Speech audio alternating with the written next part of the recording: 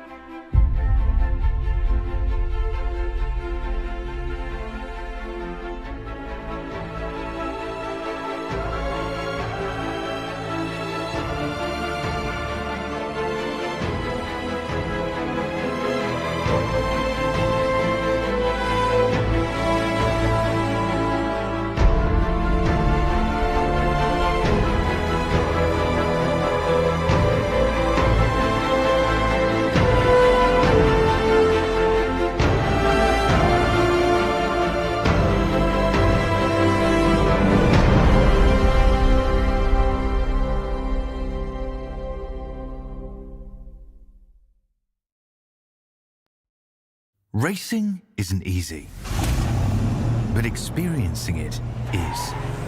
iRacing puts you in the driver's seat with the industry's leading sim racing game. Drive on laser scan replicas of the greatest racing circuits from around the world. Go head-to-head against other drivers chosen by skill-based matchmaking to ensure competitive racing at every level. Compete across all your favorite series. In officially licensed cars, engineered to deliver the most accurate driving experience possible.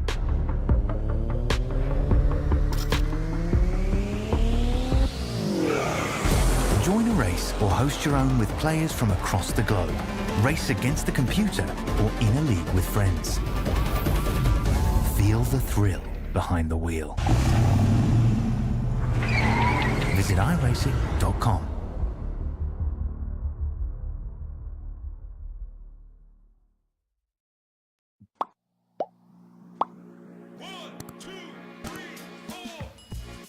Welcome to the heart of the Windy City, where speed meets the cityscape.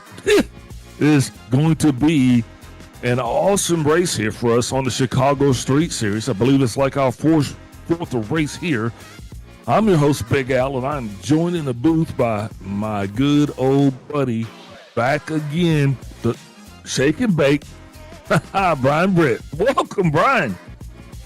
Thanks, Big Al. I appreciate the warm welcome. It's been a long time since I've been in the broadcast booth. I definitely been telling you guys, I think I'm going to be really, really rusty here. So, definitely excited, though, to, be here in the Windy City, this 2.2 mile street course. I think we're going to see a lot of guys hitting the wall here tonight. Oh, definitely. And unfortunately, these guys don't have any fast repairs. Looks like only 11 cars on the grid, but that's enough to actually get it done here. This race right here, though, this is the big one here. Brian, you want to read our race facts for us? Sure. Of course, we're at Chicago. It is I have 2.22 miles, but it seems like iRacing has it as 2.12. So I'll trust iRacing here. Of course, we're in the city of Chicago, downtown Chicago. Of course, stages are going to be on lap 10. That's going to end the first stage. Of course, stage 2 is going to end on lap 17 going to 18. Of course, the race will end 47 going to 48. 3 sets of tires down in the pits. Of course, 36 laps on the fuel range. I talked to a pretty, I'd say he's an expert when it comes to knowing what these cars can do at this street course. He said about 35 laps is what you should expect. If you're able to save gas, you'll make it 36. So we'll see how that kind of looks. Of course, the air temp is 81 degrees. Track temp is 107. So pretty slick out there. Southwest or south wind now coming about 5 miles an hour. It's mostly cloudy. You see the wind kind of changing a little bit, quite a bit. So that could affect some of these corners here out here in Chicago. Yeah, definitely. This is going to be a dogfight nonetheless, because not only are the drivers going to be battling each other, they're also going to be battling this cityscape, this track, these walls, this configuration. It's going to get tight in places. And if the guys actually haven't had enough time to put down some practice laps, I think that might even show up for us here tonight. 100%. I mean, this is going to be a tough gauntlet right here. These guys are going to have to go through. I do not envy them in the slightest. I mean, this is a very unforgiving road course. So, I mean, there's walls on every side. I mean, you want, of course, at road courses, you want to arc the corners and really be able to apex and get, wide sweeping exits to maintain a lot of momentum. And the thing is that if you make a mistake while trying to do that and smack a wall, you could easily break a toe link. I mean, these next gens have become very vulnerable to such ails.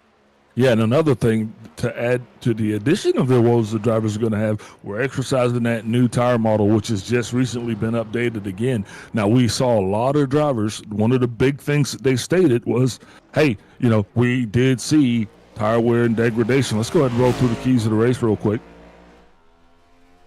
First thing, hit your brake points. This is going to echo off of the other points that we'll be talking about, but you got to know where your brake points are. You have to be perfect on every turn, and the only way you can do that is hitting those brake points before you get ready to approach these turns. The next one, stay off the walls. Stay out of the walls. Yeah, you don't want to morph into the walls. You don't want to be on the walls. Like Brian was just saying, these cars right now, they're really finicky and they're kind of becoming a little fragile as they go along, especially on that front end. And that's what you're going to need to protect tonight, because you're going to be turning left and right. And last but not least, be smart with passing opportunities. Should they arise, they're not going to be plentiful, but you got to be smart and you got to take the opportunity to pass when it's there. That's exactly what that means. You can't sit back and wait. You're going to have to be on the mark, and you're going to have to take the opportunity to pass when you can. Those, my friends, are the keys to the race as we're starting to wrap up, warm up, getting ready to get into qualification. As I was looking over the board, Brian, I was like, man, who am I going to pick to win this thing? And then I saw it. It just showed up right there, and I was like, oh, yeah, that's the dude. Who's your pick? Well, my pick, I was going to go for Bacon Zelenka, and I think I'm going to stick with that. I know that he's kind of a road course expert. I know he has some real-life racing, he has some racing qualifications. I mean, he's raced, I do believe, if I'm not mistaken, like F4, which is a open-wheel like sort of formula race car. So I'm going with Bacon Zelenka. Interesting. I'm going to go ahead and I'm going to take Vincent Crow. I hope I don't eat crow, but me and Vinny going to get it done. Me and old Crowy, tonight we're going to make it happen. I'm counting on him to actually pull this thing together and keep the mane and the tail separate. Hey, what about you down under, Kobe? Who you picking this week? I'm going to go with Dark Horse this week. I think Jose Medina is going to surprise us and be top of the spot by the end of the race. That's my pick, Mr. Jose Medina. Jose Medina, good pick. Jose actually just hit the podium here not too long ago, and I think he's kind of fond of it. He got to talk to Big Al up in the booth. I think he said he was going to be a habitual offender. So I'm going to hold you to that, Jose. I like those picks, guys. And who are your picks? Let us know. Tell us in the chat who you think's going to win this thing. Who you following? Who you like? I'll tell you what, the ISCA has definitely moved on into the 21st century, the next generation. Considering you guys got those like really cool pictures and stuff like that, I really like, the new graphics. So definitely got to take a hat off to Kobe and all of you guys for just doing such a wonderful job at really bringing this, broadcasting into the next generation. Oh man, thank you, Brian. Thank you on behalf of Kobe, man. Kobe, he's the dude that makes it happen for us down below, hitting the buttons, bringing us all the hot takes. I'm just sitting here calling it out, but tonight I'm going to be calling it with an old friend, and I'm telling you what, I'm pretty excited about that in itself.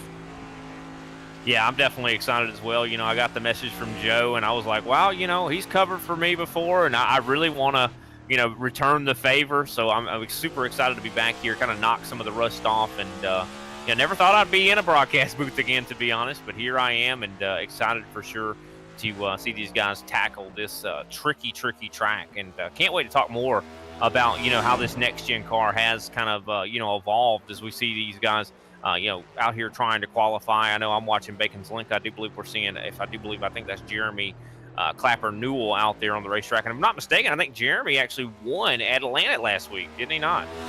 Yes, he did. Yeah, it was a great show in Atlanta, when it was quite a race. We'll be talking about that one for the near future as well. And, that new configuration in Atlanta, it just makes for the racing to be so fast-paced.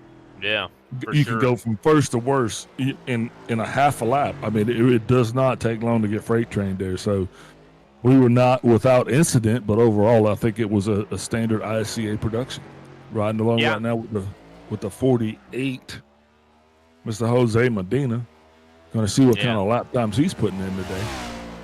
Yeah, no one's gotten in a lap time yet. So, of course, this is a road course. That's to be expected. It's going to take some time. These guys got to get that out lap in, and I'd be surprised if they have time to get in to actual laps. Well, Brian, I think it's more than just the out lap. I think it's a clean lap. I think that's has true. A little bit to do with it, too. You got to not hit the wall, and because if you hit the wall, as we all know, it invalidates that lap time. And you got a lot of walls to hit right here around this Chicago street course. That is for sure. So, it's really going to be more important to get a clean one in than the fast one. Because if you get a clean one in, you're going to go to the top of the board. And there goes Vincent Crow to the top of the board with a 127.611. Yeah, it seems just in the nick of time as we have just under 2 minutes left in qualifying. Kendall LeBron up to now second. He was very fast in practice. Yep. Just had Kendall like facing the wrong direction there on the stretch. Well, he got one clean lap in at least. There you go. It's one. It's all it takes. Now, hopefully that won't be the last good one for the remainder of the night. But with the tires coming in and the incident counts for guys bouncing off of this wall, I think we're going to probably see a little bit more action on pit road tonight. Yeah, definitely. I mean, and you know, with that 35 lap fuel window, I don't know if pit road's going to be too busy on the last stage. We'll see how it works out, but I do believe we'll see some pit road action definitely at the end of the first and second stage, possibly. Yeah. As we see Kenny hit the wall. Yeah, I was referring to guys actually doing the old roll through there to clear the incidents. Oh, yeah. I mean, that's going to happen here, I guarantee you. We see it a lot on the road courses, so this is going to be a battle not only with the track, but with the physical drivers themselves, and also with that X counter. As qualifying times now come to an end, we'll take a step away, take our national anthem. We'll be right back with continued coverage and the grid. Oh, say, can't you see by the dawn's early light what so proudly we held at the twilight's last gleaming, whose broad stripes and bright stars through the perilous fight o'er the ramparts we watched were so gallantly streaming, and the rocket's red glare, the bombs bursting in air, gave proof through the night that our flag was still there. Oh, say does that star-spangled banner yet wave o'er the land of the free and the home of the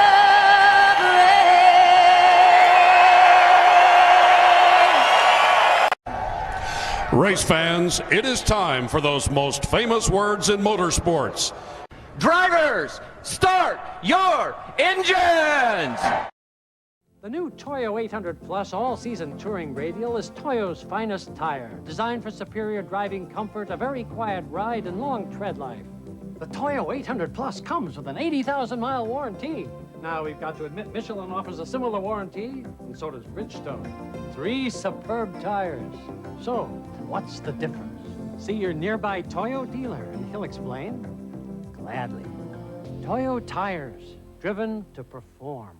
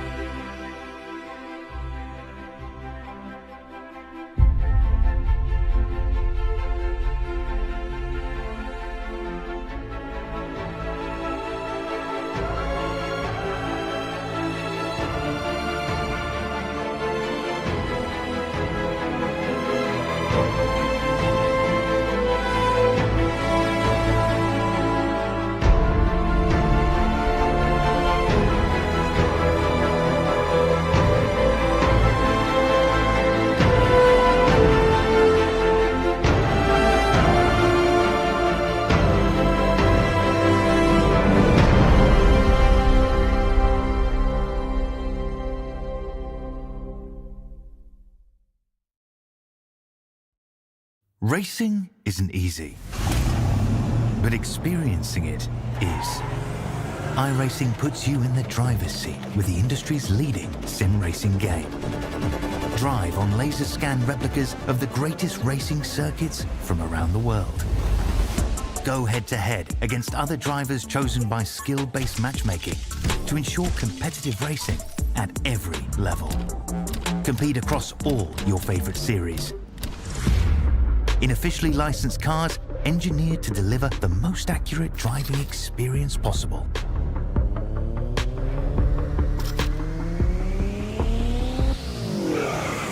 Join a race or host your own with players from across the globe. Race against the computer or in a league with friends. Feel the thrill behind the wheel. Visit iRacing.com.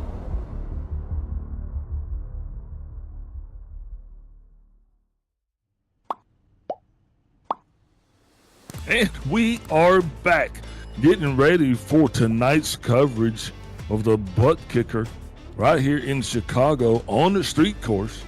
We'll be lining up here. Let's go through the grid real quick. They're on the pole. None other than Vincent Crow, and he's going to have his man-and-tail teammate, Bacon Zelenka, on his outside. P3 shows Sean Signore with Mark Sanchez, the Dirty Sanchez. And 4th place shows Kendall LeBron with Funky Cole Medina in 6th. 7th place shows Jeremy Clapper Newell with Randy Drumhiller in 8th place. 9th place, the boss Kenny Powell.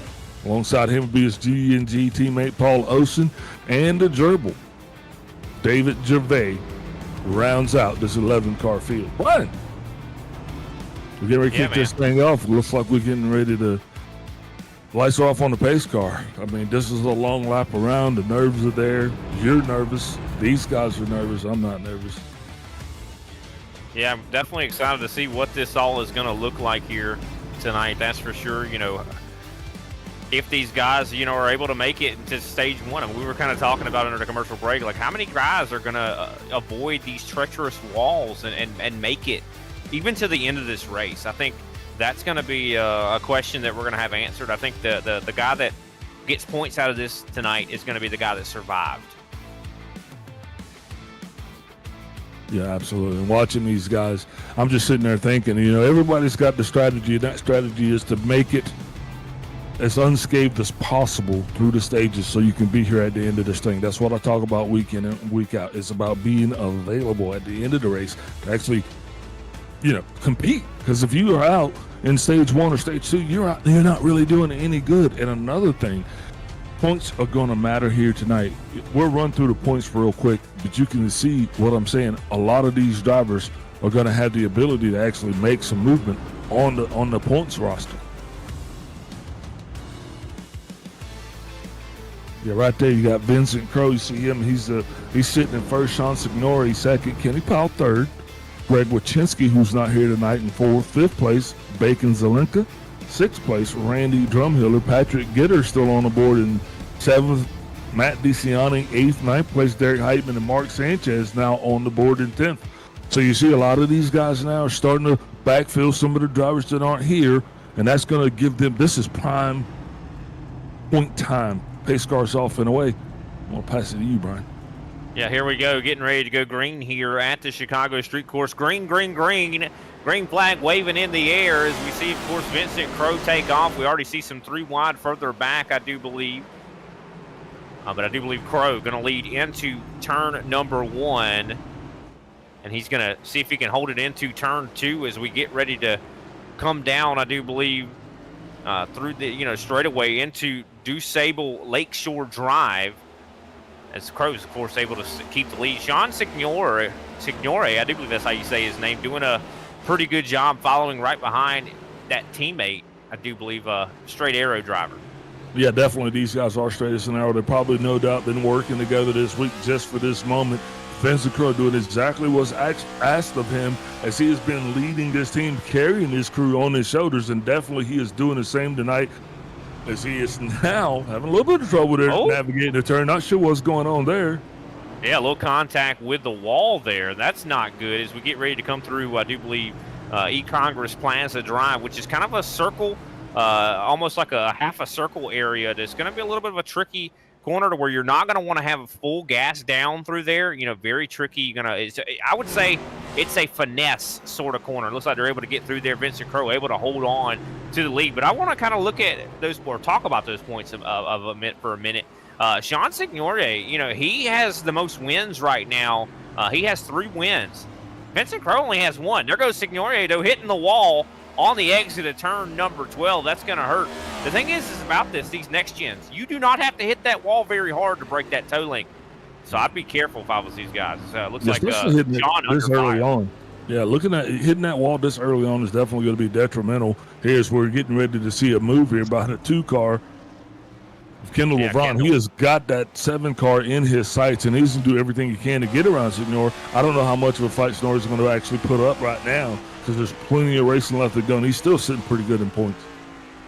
Yeah, Kendall LeBron showed a lot of speed in practice. He was, I do believe, 3rd quick. For a long time, he was 2nd quick. So definitely has got a lot of speed in that 2 machine. And, that CFM performance machine. I know Blake Majulis and those guys over there in that setup shop have been really doing a good job of kind of making waves in the setup shop world in the asphalt ovals. And Kendall has been doing a really good job as well, showing a lot of speed. He's really tracking down this 7 car. And if he could just find an opportunity, and that was one of the keys to the race, find an opportunity to pass and pounce on it. But you have to be wise when it comes to selecting those opportunities, because you could end up making a mistake, step out of your comfort zone and smack a wall. Yeah, that's definitely why they call them opportunities. If you let them slip by, then it's just, nothing. But right there on the racetrack, the 2, he's putting significant pressure on Signore, but right there, he himself even kind of lost it widening that corner. That's going to give Sean some breathing room. I'm sure that's what he actually can enjoy right now. But now, and there goes the wall for Kendall. Yeah, Kendall's not doing hot right now. He just smacked the wall. It's going to give possibly a chance to Bacon Zelenka. Zelenka, road course expert.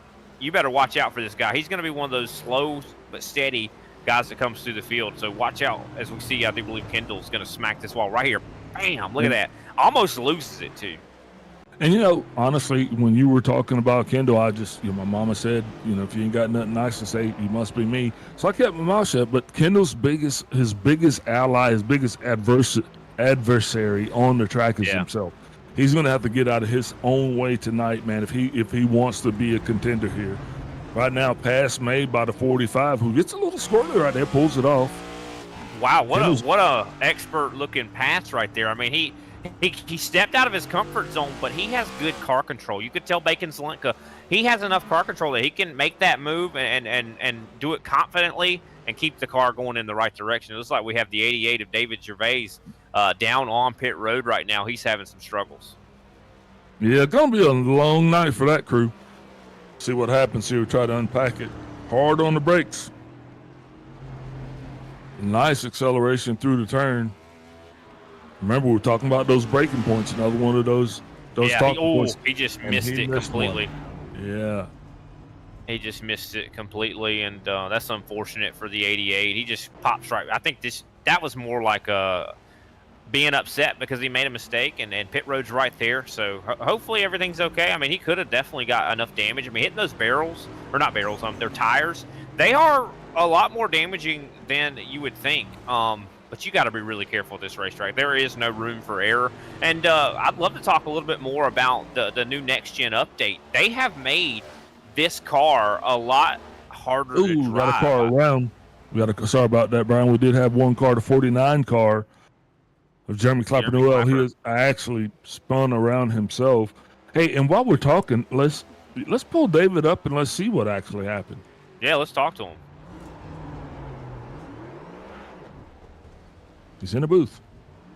David Gervais, man, how you doing? I'm pretty sure I can answer that question. Not good, right? No. Hit the wall. Yeah, so we saw that kind of coming in. I do believe that was coming into turn 12. You hit the tire barrier there. What was going through your mind? Was there enough damage to kind of warrant you coming down pit road, or was that just a frustration thing? I'm just trying to get it all fixed before I take off. All right. Well, we definitely hope you're able to get it fixed, and glad to see you're not giving up on it. You're going to get back out there. Is that right? Yes, sir. All right. Well, definitely we wish you the best of luck in the rest of the race, man. Hopefully you can get some positions. All right. Thank you. That was David Gervais, G&G team driver. Behind the wall right now, the first car behind the wall, but I'm certain he will not be the last. Kendall LeBron down pit road. Yeah, Kendall. And exactly what you said. It was when Kendall hit that wall, that actually damaged his car to the point where, he was falling back. So Clapper Noel made that pass on him.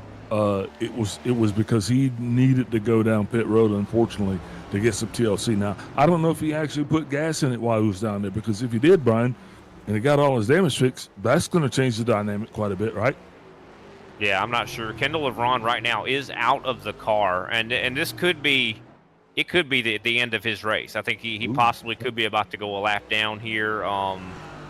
So David might already about to be able to get a spot if he just gets back out there. But that's unfortunate for Kendall, because, Kendall has a lot of speed. He's raw potential, the way I look at it. And it's unfortunate to not see that raw potential, fulfilled in a lot of ways. So definitely unfortunate for Kendall. I hope he gets back out there. I hope the damage is not too severe. Yeah, it's part of racing, and we talk about this week in and out, because I'm probably one of Kendall's harshest critics. Next to it is what it is. But once he masters that part, once he can actually reel it in, and he defines his racecraft, he is going to be a champion. Period. I agree. To say that. He has a ton of potential. The guy, if he was able to, like you said, I think if he could just develop consistency and kind of be able to be a little bit more calm under the pressure, I think he would be a champion. I totally agree. Vincent Crowe, I'll tell you what, he's calm under pressure. He's been leading this entire race, all 6 laps so far. He's out front with about a 2.5 second lead right now, and running really good laps. Yeah, and he's going to continue to do so. Vincent Crowe is one of the most consistent drivers in this league right now. So no doubt that he is going to be out there, and he has set his camp up to be out front for the majority of the evening. Right now, everybody just seems to be doing exactly what they're supposed to, right? Yeah. I got to tell you, one driver doing really well, too. I got to give a big shout-out to Mark Sanchez, out there in 4th place. Never knew him to be a road course racer. Me and Big Al, we've been in this game for a long time. Of course, I've been away for a little bit of time, but Mark Sanchez is one that's been, in the ISCA for quite some time. And I've never known him to be a road course racer, but he's holding his own out there, running in 4th place. We talk about when it comes to points. This is one of the biggest opportunities to get points, because not a lot of people show up to these. A lot of people get in accidents, they quit, something like that happens. And if you could just be consistent, if you could just run some laps and finish the race, you're going to get a lot of points. And Mark's doing exactly that right now, and he's competitive with his speed right now. Can I tell you something? What's that? He's just not competitive. He's competitive. Mark is a front runner in this league now. Did you get that reference? A lot of people don't get that reference, but Mark's a front runner in this league, man. And he is close to the podium, if not on the podium, every weekend. This guy, he's putting the time in, he's putting the laps in, and it's showing. He's definitely, I would say, our most improved driver here within the ISCA. You love to hear that, because Mark, I remember last year whenever I was calling in this series, and Mark was one of the guys that would come up and be running up in the front, but then something would happen or something would go wrong for him, and unfortunately that would take him out of the running. And it seems like he's definitely found some confidence. He's found the consistency that he needs, and it's great to hear that he's succeeding. Yeah, he is.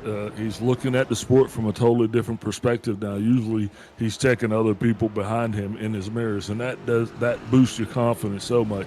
Being able to put that car on the podium, and he even actually won. He won the Daytona 500. So to actually get a win and to be on the podium multiple times, he won another Daytona 500. Because I remember last year, whenever me and you were calling all year, he won the first race of the season as well. So he has always been a very good plate racer. I will say that, as I do believe he's pulling to the side here. Jose Medina, he's letting Jose Medina go there. Funky Cole Medina. I have to get that in every time we say Jose's name, man. Jose's another guy. Brian, he was in the league actually when you were here. Yeah, but for this sure. year, Jose's turned it on, man. He is, as you can see, Jose right now is in fourth place. A lot of these guys are making tremendous strides, and I got nothing but positive things to say about it. And look, if you know somebody that wants to come out and race, have a good time, hit Kenny up. We'll put his information there. It's in the chat as well. I mean, the ISCA, we're looking for good quality racers that want to come out here and actually have a good time. Good, clean racing fun. Yeah, for sure. I mean, this is definitely a great league, and it's one of the longest running leagues, I'd say. I mean, this ISCA has been, going for a long time. I've always loved this series. I've always thought it was one of the cleanest series in existence, and that Kenny seems to be keeping it going in that direction. And I just hope that we'll see some more guys kind of jump in here and make this thing even more competitive than it is. Yeah, indeed, man. Because iron sharpens iron. That is right. How about that? Bacon Zelenka, though, turning some incredibly fast laps right now. This is why I picked him. This guy is a road course expert. I mean, he's the ringer. He is the road course ringer. Every time I've seen him out here, I mean, he's got legit racing chops. And look at the lap times he's hitting: 128.468. That is over a half a second faster than Vincent Crow's fastest lap. So, some very quick laps coming out of the 45 right now. And I'm going to tell you who else is watching that. Vincent Crow. This guy, he's a perfectionist, so he's going to want to know exactly what's going on behind him and how he can get faster and where exactly he's slow at. But you're right, watching these guys go around this course, to only have one car behind the wall and for us to be as close as we are to the end of the stage, that's pretty awesome. It is definitely impressive that, it's definitely impressive to see, all these drivers still out here, still going through it. And we're almost at the end of the stage, just like you said. I mean, we see, I do believe they just completed lap number 9, and we're starting lap 10. So this is the last lap, I do believe, of stage 1. Last lap. It just hits different under a road course. I mean, because even though these guys are going to be done, the guys behind them, they're still going to be on the clock because they're going to have to get all the way around, catch the pace car so they can actually have, a decent shot of making any ground up on pit road. Don't know if that's going to happen. Can imagine, hard shot from the 47 to the 88. That is going to change things tremendously. Leader coming right there did not see that one. Yeah, I'm wondering what the damage is going to look like. I do see a pretty good sized dent on the front end of the 47, so let's take a look back at this and see exactly what happened. You see the 88. I think the 88 was trying to get out of the way. He was trying to make the corner. He was kind of trying to stay as high as he could, but I just don't think Vincent thought he was going to slow down as much as he did. Breaking points. Exactly. Different breaking points. And unfortunately, that's going to change the race quite significantly. It's a 48 awesome. Look, here's the deal. You can run it as fast as you want to run it, but, this is a part of racing. So those guys are going to have to definitely go back in there, hit the trail. It's tough to know what Vincent could have done differently here. I mean, this is a corner that the 88 stopped in front of him. I mean, that's exactly what happened. And Vincent really couldn't have done much, considering he's trying his best to be able to arc these corners. These corners, especially the one he was just going into, was not one that you can really take in a narrow approach. And look at that Vincent slowing down here. I think I'm not exactly sure. I do believe the stage over. He's kind of stopping here. No cautions out yet.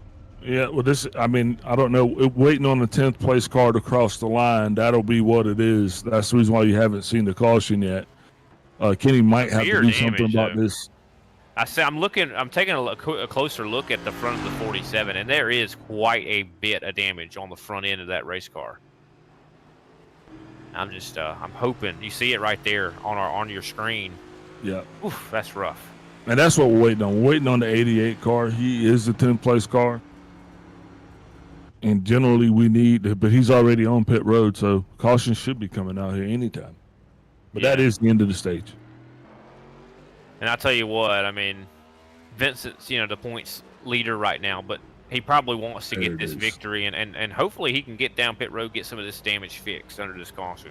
Oh, yeah, absolutely. You understand 100%. Like, oh, wow, I just quoted you, but you understand he has a lot of damage on his car. He's got to get that fixed, especially if he wants to come out here and continue laying the beat down that he's currently doing. But I'll tell you what, with that stage in the books, we're going to take a step away. We'll be right back. Stage 2. The new Toyo 800 Plus all-season touring radial is Toyo's finest tire, designed for superior driving comfort, a very quiet ride, and long tread life.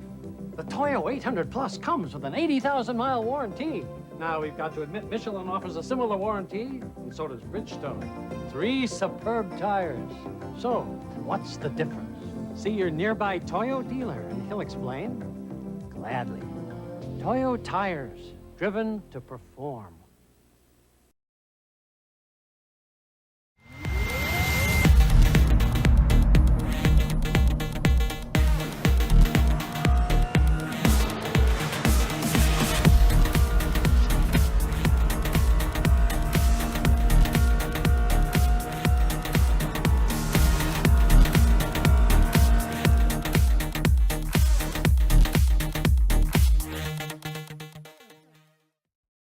Racing isn't easy, but experiencing it is. iRacing puts you in the driver's seat with the industry's leading sim racing game. Drive on laser scan replicas of the greatest racing circuits from around the world. Go head-to-head against other drivers chosen by skill-based matchmaking to ensure competitive racing at every level. Compete across all your favorite series. In officially licensed cars, engineered to deliver the most accurate driving experience possible.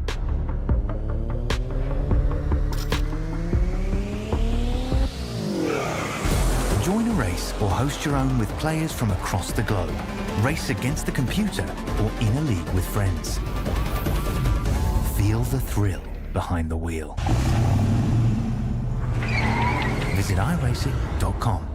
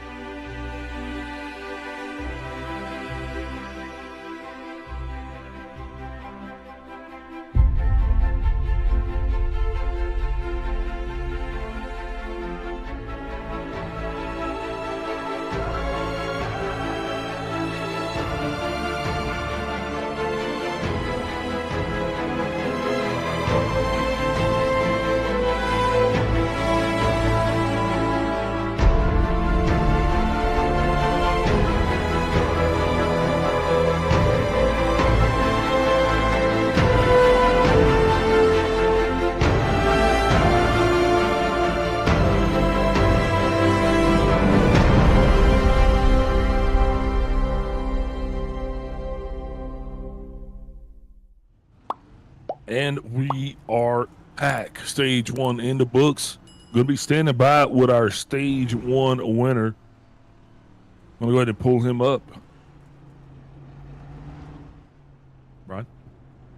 All righty, Vincent Crow, we have him in the booth. Of course, Vincent is me, Brian. How's it been going, man? It looks like you're having a little bit of a rough night tonight.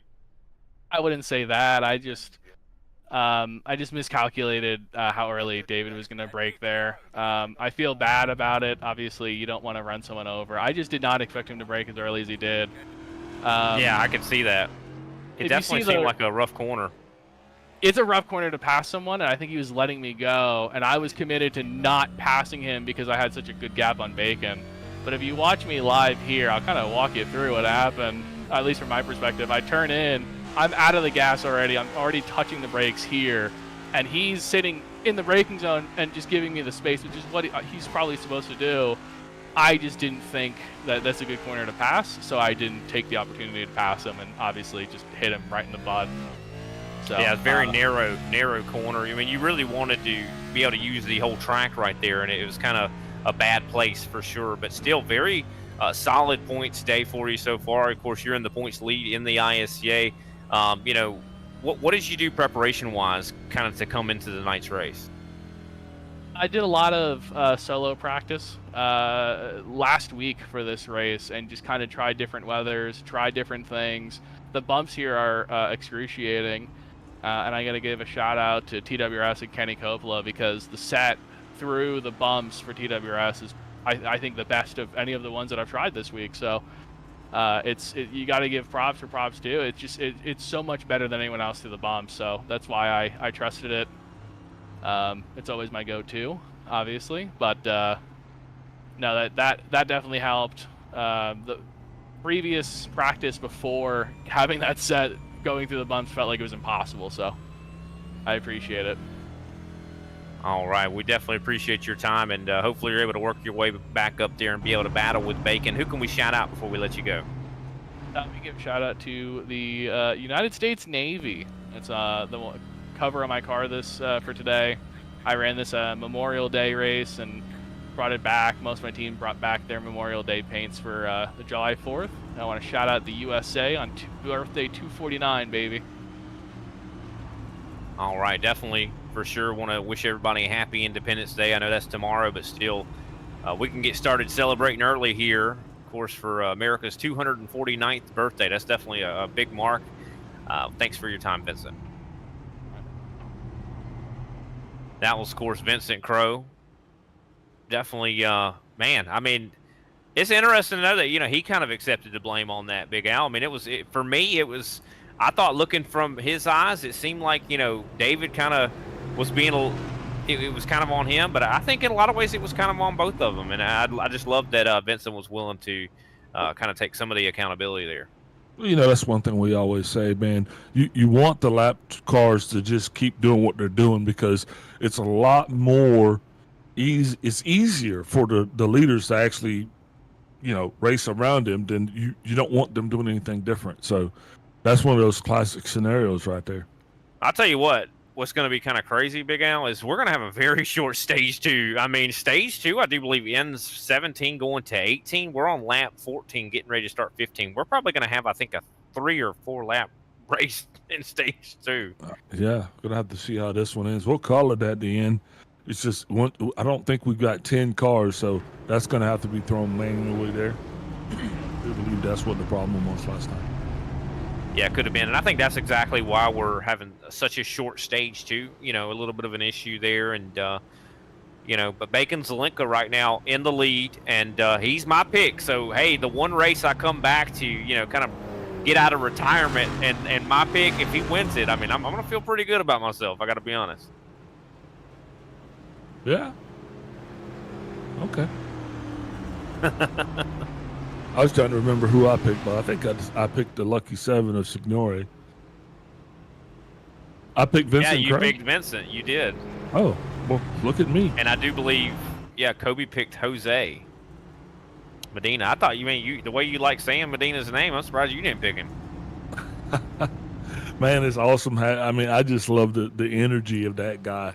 You know what I mean? He's a firecracker. We should pull him up and let you talk to him, and then you'll get a true sense of who he is. So, anybody, I think I've gotten the chance to interview him before last year because I think he did get a podium at one point last year. Here we go, though. Green flag is back in the air. Bacon Zelenka wasted no time to just gun it. He's definitely going to try to see if he can build a gap here, and I think he's got the speed to do it. Jose Medina goes a little bit wide, gets close to the wall, able to avoid it, though. Yeah, the bigger problem was Vincent Crow actually getting into the back of Mark Sanchez. You know, the front of that 47 is getting so beat up right now. I'm just starting to worry about it. For sure. He got a significant amount of that damage fixed on pit road, but he might have added a little bit more back to it. But he just added a little bit back to it. He's up to 4th, though, so, I mean, he's already making some pretty good progress when it comes to getting back through this field. Oh yeah, that's that first turn right there, and you know, Bacon is doing exactly what Bacon needs to do, and that's try to get out to a lead where it's comfortable, where he can actually kind of enjoy the stage, make it more like a drive through the streets of Chicago than making it feel like he's racing for stage points. And that's where he's at right now. That's the scenario. But it's not that way for the 47. Wow. Vinny has got to drive the car hard because he doesn't want to finish second. And what a move, though. I mean, that 47 just made a killer move. Vincent Crowe making quick work of Mark Sanchez. I mean, I think we're going to look back at it here, if I'm not mistaken, as we're going to take a look on board. I mean, this is picking your opportunities to pass. He did a fantastic job making this pass happen. Well, tune in because the next one's even more sweet as he has just surpassed the 48, putting himself securely now up in second place. Look at the car control. I mean, very, very good car control from Crowe. Oh, yeah. And now he is going to be on the prowl. He's going to be chasing Bacon, and Bacon understands that, So that's why that lead was important. But, it doesn't matter because we'll put this whole thing back together here in just a couple of laps. And then we're going to really duke it out. We're going to duke it out to the end. Yeah, I mean, and the battle's going to get hotter and hotter here as we see Bacon kind of, going to have to start dealing with Crowe. And I think, I'll be honest, when it comes to like road courses, I would much, if I'm in the lead, I'm a little bit more nervous. I'm not a road course racer, but I know at any track, actually, like oval racing, anything. If I'm in the lead, I'm a little bit more nervous. I'm gonna be honest. My heart rate's going a little bit higher because I want to stay in this lead. But if I'm in second place, I can kind of cool my jets a little bit. Watch what the leader's doing. I can watch what that leader's doing. Figure out his weaknesses. Try to match him and even do better than him. So I think Vincent's in a kind of an advantageous position right now. He is, but one thing I'll say about Bacon is a professional. Bacon, he's a champion, so he doesn't live in the relative. He lives on the racetrack, and I think that's going to be the difference. Even though I want Vinny to catch him, I just understand that this is not going to be an easy one. That's why I'm glad we've got that stage break coming up. Yeah, for sure, and I think it's going to be a very good battle between these two drivers. I do believe we're having some. I believe we have something going on with Olsen. I do believe Paul Olsen having some issues. Yeah, the 7th car made his way around. Yeah, he just passed the 44 he just passed the 44 of Drumhiller as well. Yeah, he's able to get a really good run through Congress Plaza Drive and just makes the pass there. And I do believe, like you said, he comes up to Randy Drumhiller. You'll see that pass coming right here. So really awesome job from the 7. And the 7 was one of the faster cars tonight. So it's not a surprise to see him, starting to move through this field. I think the 7 has got a top 3 car. Oh, Sean. I mean, Sean Signore. He lives and breathes this stuff. I mean, this guy. He works with me in the booth. We caught a race together last night. He's a natural. Is that right? Cool. I don't care what you give him, man. You get this guy a tractor or football or microphone in a race car. I mean, Sean. He's going to get it done, and I know that, man. So definitely don't sleep on Signor. See what I did there? I hear that. So he sounds like he's a Renaissance man, can do it all. He can get up here in the booth, call some races, and then go out there and win races at the same time. So wonder if he can do both at the same time. Reminds me of a younger version of myself. It looks like we're looking at some more replays of Sean making some more passes. I do believe and we're going to see another one too. He just made a pass on Kenny Powell. He's up to now the top 5 as we're watching. I do believe him getting by Jeremy Clapper Newell, last week's winner. Yeah, like I said, don't count this guy out.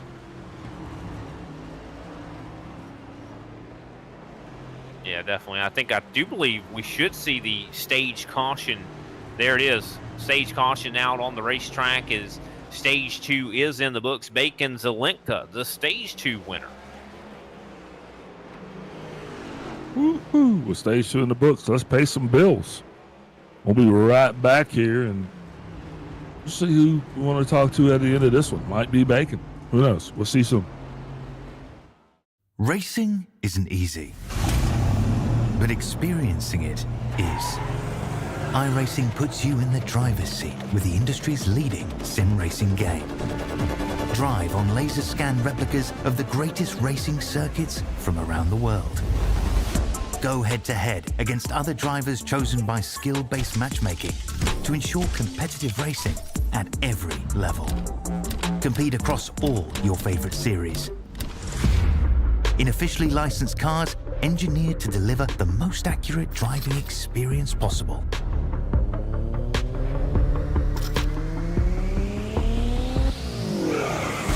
Join a race or host your own with players from across the globe. Race against the computer or in a league with friends. Feel the thrill behind the wheel. Visit iRacing.com.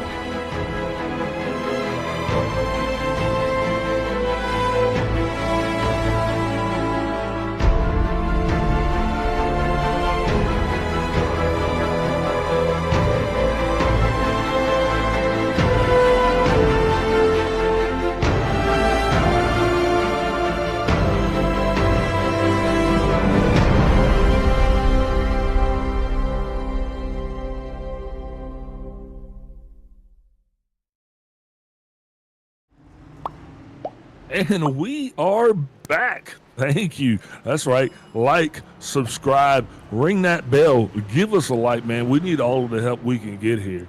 And I'm going to tell you what, speaking of help, we're going to be talking to, well, I'm going to be talking to I stopped the good thing. Bacon Zelenka. Hey, Bacon. Sorry I didn't mean to step on you, buddy. It's Big Al up in the booth. You got me? Yeah, I got you. Bacon, talk us through it, man. You had a great opportunity. You seized the moment, put that 47 in front, and then that's been the story of the day so far.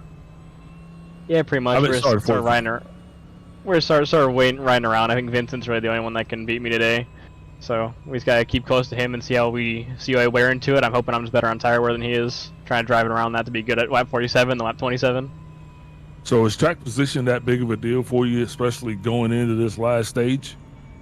It is and isn't. I feel like I would have rather been second here than third, and I would have rather me and Vincent switch places if we could put a car between us. But like, it's racing, things happen. You just have to deal with it. Okay. And was just watching you as you took off on that last stage, and it really seemed like you wanted to be out front and be comfortable. Is that going to be your same strategy going into this third stage, or are you going to kind of lay back and charge late?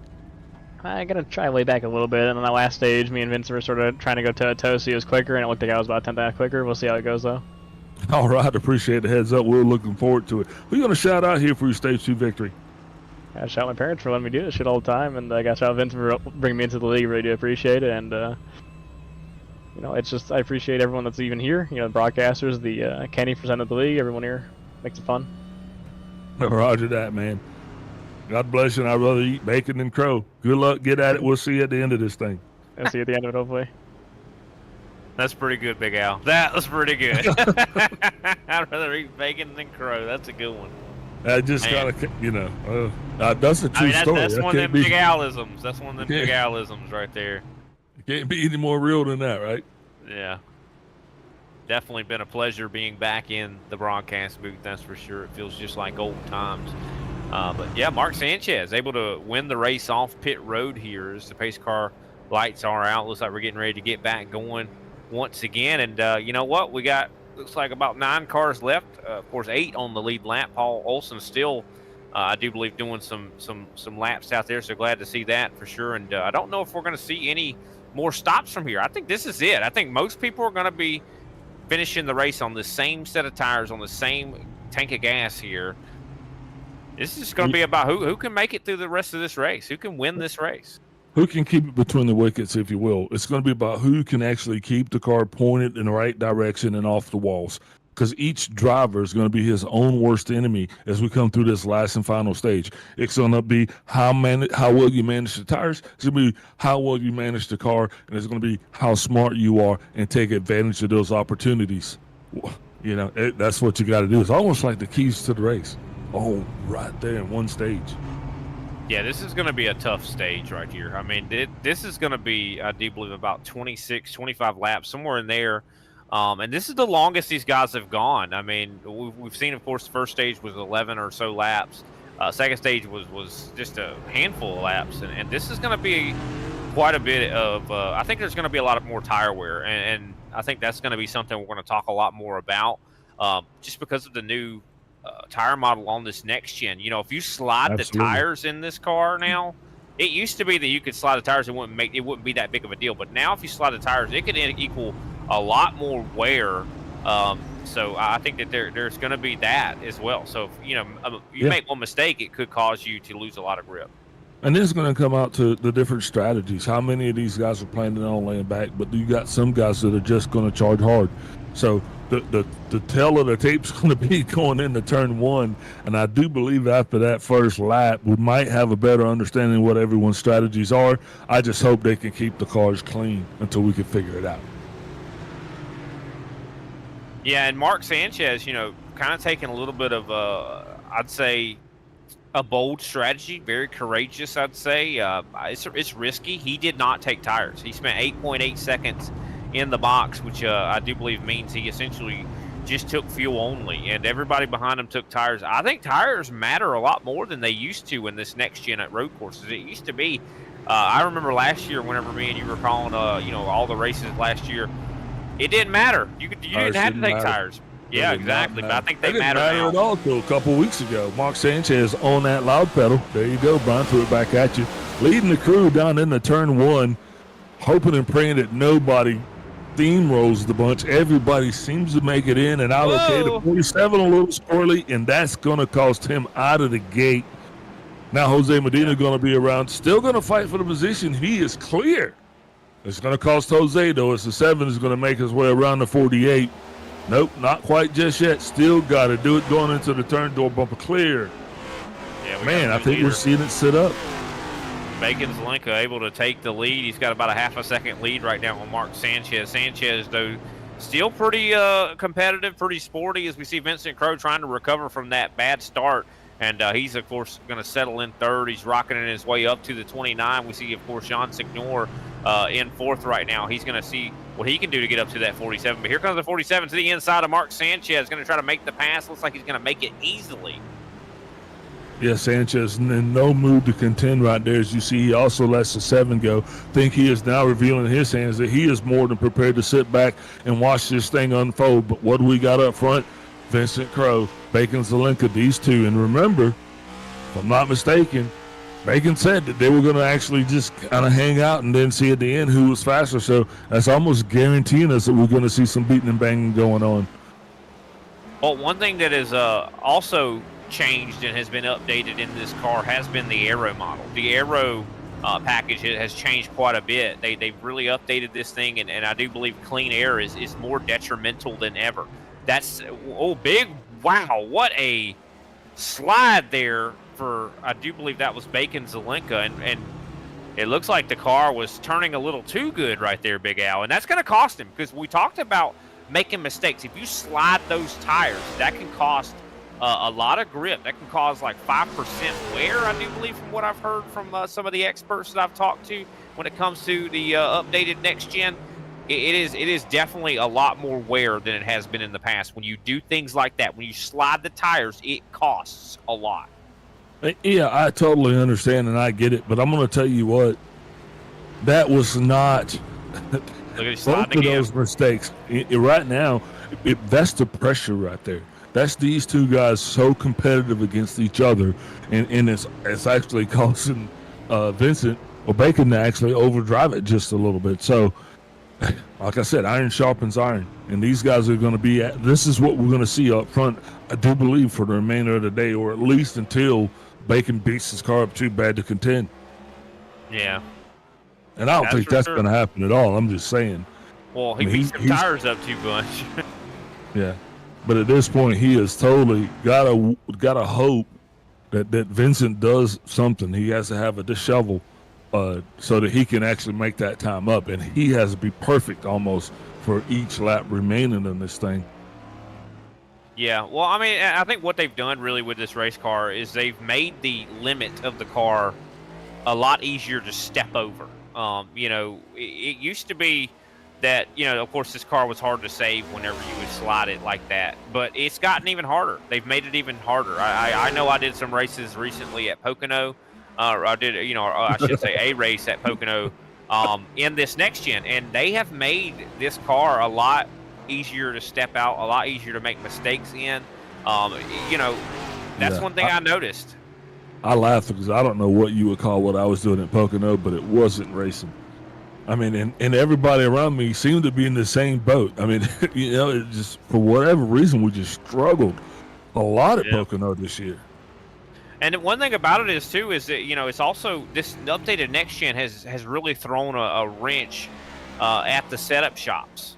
A lot of the setup builders out there have really had to go to the drawing board.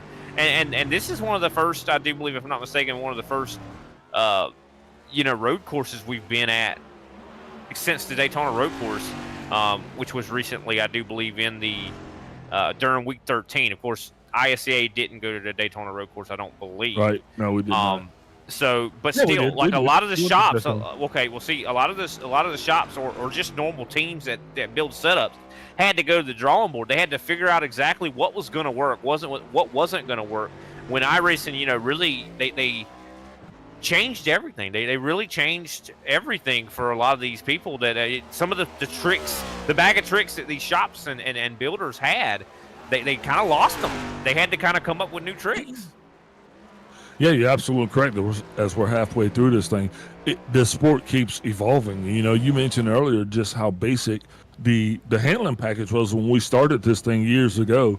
But as Vincent Crowe is just demonstrating now that he's having no trouble mastering it, it is more complex, and it has changed so much.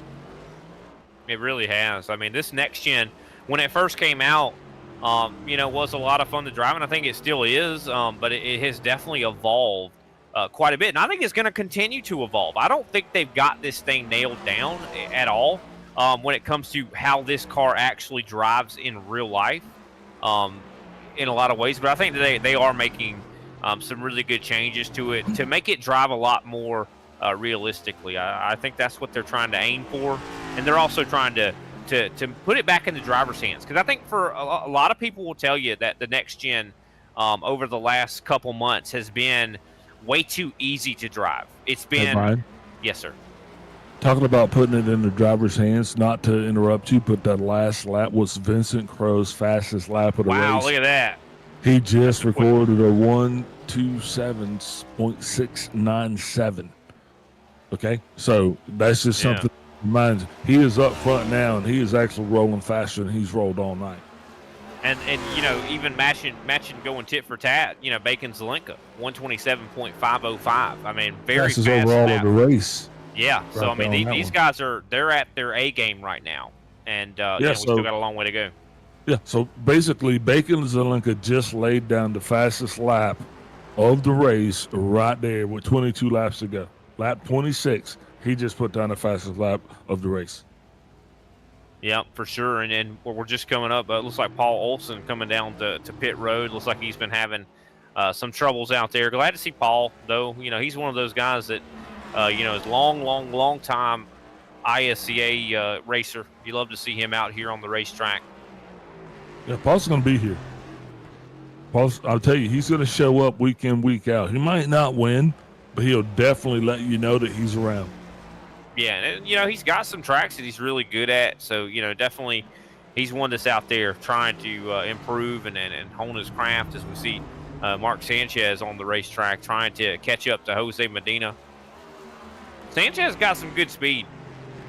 Just and I kind of almost, you know, we talked about Sanchez a couple laps ago whenever he had like let a lot of guys go. He let, I do believe, Sean Signor go and Jose Medina. I feel like that was a misstep. I think Mark has got speed enough to hold his own against these guys. I mean, I think a lot of it probably comes down to him wanting to make sure he finishes the race, so that way he can get as many points as he can. But I think he ought to also maybe not be quite so cautious. He's got speed to come up there and race up with Jose Medina. And he does. That's why I thought it a little odd about their pit strategy. You know, I was thinking to myself, well, number one, why not spend more time down in the box, get the 4 tires, get the full bag of gas, go out, get a comfortable position. To short pit the stage, you take 2 tires and go out and get in front. I did not understand that. So now, you know, he purposely had to take himself out of that situation to put himself where I felt he should have been the whole long. He could ride in this position. He's comfortable. He can conserve. And then more than that, he'll be available to make a move towards the end of this thing. Yeah, we got some good racing going on back here, though, man. I mean, even though this is not for the top 3, we got, you know, Jeremy Clapper Newell right there on Randy Drumhiller. So, and you see Kenny Powell not that far ahead of that as well. So we got some really close racing going on for the 7th position, right? So I wonder if Jeremy can make something happen. I don't know. I love Randy like a play cousin. I've been watching him. Actually, he's the car that's highlighted on my screen because I have the excited button checked, and that's what his race has been. Now that he's got company, now that the 49 car is actually reeling him in, I'm just wondering, Randy's he's gonna have to be very cool here, and I don't know if he's been cool up to this point, but he's gonna have to be very, very calm and cool in order to make it through this. Well, I mean, the thing about it is, you know, in a lot of ways, the pressure to get past, you have to be able to make the pass happen. So Jeremy has got to get out of his comfort zone to be able to try to pass Randy. Randy has look, Jeremy Knoll, he's got no problem getting out of his comfort zone. I hear that. I hear that. Well, but I mean, I'm saying, like, with Randy, is like, if he could just hold a good line and be able to, it's very hard to pass at this track. You know, you have to be able to really, we've seen it. The passes we've seen so far tonight, Big Al, have been guys having to try to, they've been sideways trying to pass. I mean, it's really tough. They've been beautiful, though. I mean, for the majority of the passes that we've seen, I mean, they were like, these guys were actually making, you know, we went back and we watched them. Looks like Sean Signor having an issue. Oh, big hit. Oh, big hit for him. Wow. That is unfortunate for the 7. He's, of course, able to hold on right there, you see that position. It's a wonder he's still able to drive that race car. He's just driving that race car back around to the pit stalls, what he's doing. And he's trying not to take the show. On my way. Well, I'm sorry. Does not have required repairs. Because that's another thing that they've changed with this next gen and the damage model is required repairs. If you get required, your race is essentially over. Yeah, I got that new call. thing. That's a new thing that I know you've probably seen it before, but I didn't. You know, I saw it. For me, they told me that. lap 2 of a race, and I was like, what, for real? No. Yeah, because, you used to be to just go fix the required repairs and get back out there. And it's like, no, it just says too much damage, you're done. Like, what? For the folks at home, it was not my fault. Now we got trouble with the 24 car. We're going to have to watch this replay. And remember, he was right there in between. Well, he was in front of Randy Drumhiller. And there he goes hard into the wall. Smack. That's definitely, that's going to bring him around. He'll be seeing the folks in the village. Yeah, that's unfortunate for him. That's for sure. I mean, that's... Oh, and Randy Drumhiller hard into the wall. That's going to make the 49 car Patrick go right by.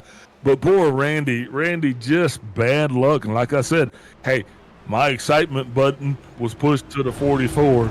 And there you go as he ping pong balls it around the turn right there. I don't know what else to say about that one. Yeah, that's unfortunate for him. And we've had quite a big change up when it comes to the positions of the racetrack. I mean, Mark Sanchez is now up to third. He's in the third place position right now. He's gotten past Jose Medina. Jeremy Clapper Newell, he got past Randy Drumhiller. We just talked about that dramatic pass. And he's up to fifth. I mean, this has been quite the shakeup. I mean, Kenny Powell was ahead of these guys. Sean Signor was up to third. He's now back in eighth. This whole grid has been shaken up here right now. But this is the race. This is what we talk about. This is when you actually have to come out here and make decisions. You can't just go out there and drive hard. You got to be smart. You got to make each braking zone. You got to make each lap count. You can't afford to be risky. You can't afford to be out of control. You can't afford to hit the wall. You do any of those things, you're back in the village. And you know who the village people are. They're going to be back there trying to do all kinds of weird stuff to get that car ready to go back onto the racetrack. I mean, that's the true story, the anecdotes. As we see right there again, the 49 car, Patrick Clapper Newell, he hits into the wall. These little bumps, they're not much, but they add up. They add up in incidence points as well as damage to the car. No, that's definitely true. I mean, I'll tell you what, who's looking like a golden goose right now, Vincent Crowe. I mean, looking very good right now. 7.3 second lead he has on Bacon Zelenko. Even though he had a little bit of some stumbles earlier when he hit the back end of the 88, he's looking good right now. I mean, I think Bacon has made a mistake because Bacon was about 2 seconds off of the back bumper of Crowe, but now Bacon's got 7 seconds to get up to the back end of the 47. I'm not here to make you guys feel bad about the picks that you made, okay? I'm just here to call the race. Okay? You picked the right guy, that's for sure. So far, though, Big Al, we got a lot of race left to go. I mean, Vincent Crowe can still make a mistake here, but I might end up having to eat some Crowe here tonight. Yeah, but Vincent's the Iceman, and that's the truth. He's the guy that's going to go out there, and I'm going to commentate a curse him right now, but he's the guy that's going to go out there, and he's going to make each lap perfect, and that's what it takes at this point. You cannot afford to be off here, man. You got to be in rhythm. It's almost, you know what it's like, Brian? It's like doing the riff of Skinner. You know what I mean? Each note's got to be perfect, brother. You cannot screw up Sweet Home Alabama. So that's what downtown Chicagoland is like right now. Each braking point, each turn, each jerk of the wheel, how hard you hit the accelerator, all of these things come into play. Each driver's going through this every second. This is constant work. Yeah, no, for sure. And one thing I want to turn our attention to is the lap times. There has been quite a bit of fall off when it comes to the lap times right now. I mean, Vincent Crowe, minute 29.209 last time by.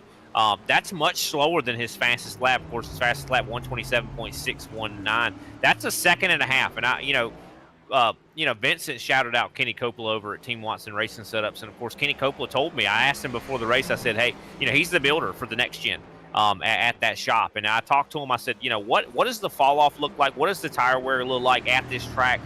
Is it the same as it was before? And I was like, because I thought I was like, is the next gen going to have any fall off? Because Big Al, if you remember, road courses just probably not even that long ago, you wouldn't see tire fall off really when it didn't exist. And now we're seeing a second and a half. Now we're seeing a second and a half of fall off. I mean, so clear. And Kenny told me that. Kenny Coppola said it's going to be about a second and a half of fall off. Nailed it. That's exactly what's happening right now.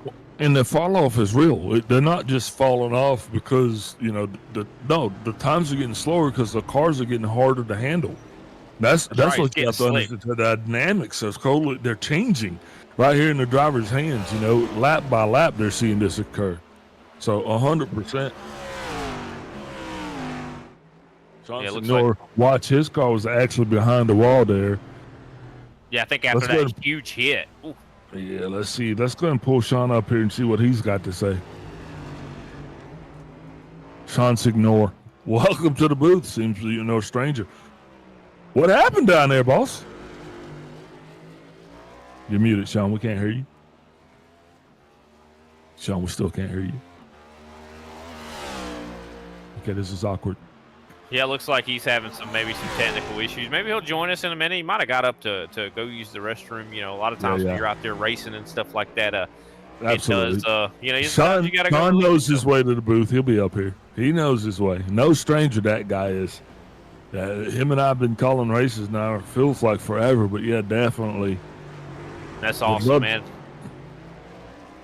Definitely love to have a chance to, you know, hey, you know, talk to him myself, because I mean, it definitely sounds like the guy's a renaissance man, able to race some race cars, and he's got, I do believe, the most wins right now of active ISCA drivers, which is really, really cool, you know, to see. You know, I think he's got 3 wins on the season, so it's really impressive. I mean, I've been hearing a lot of great things about that 7, you know.